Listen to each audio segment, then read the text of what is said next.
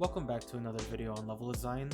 So like I said in my last video, this level Repose is of homage to Turok 2 and Turok 3's levels, that being the swamp from Turok 2 and the wasteland from Turok 3, but with my own spin on it.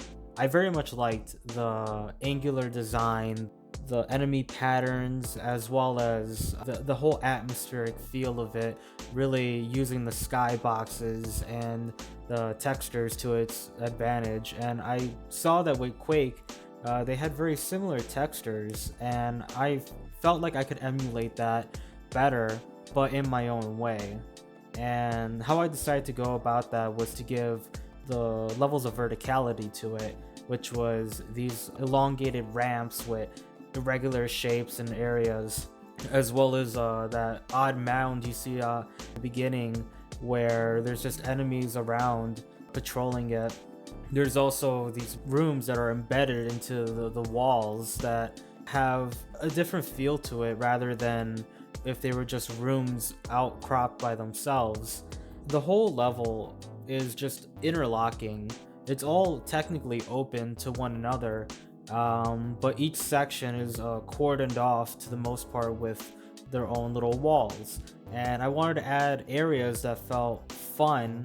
So there's a part in here where you drop down from that mound onto a smaller platform where there's a new weapon waiting you, only for you to drop down and that platform to drop with you, and another enemy to show up right there next to you.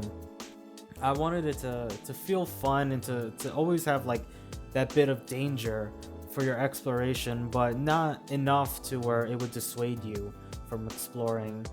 And the amount of enemies I put in was just enough to make it feel like a normal Quake level, kind of hectic, almost like Doom, but not so hectic that you couldn't actually play it.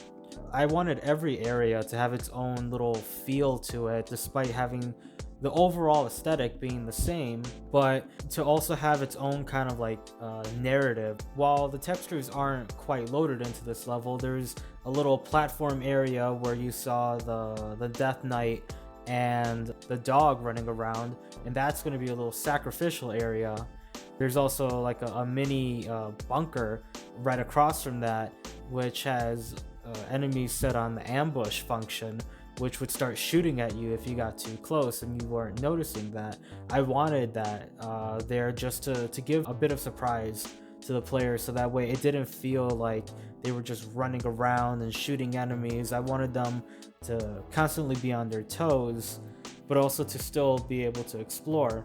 And to do that, I made it so that there was a button that would open up a door in an unknown area that you now are in, that has a key that now opens up the other doors that actually are textured, which when you get to them will lead you out to an intermission camera that shows off the top portion of an area that you just finished. The current build for this level will be found in the description for my GitHub, and you can download it there. In the coming weeks, there will be a updated level, the completed version, with more obstacles and more areas that you can get to. But until then, I'll see you later. Thanks for watching.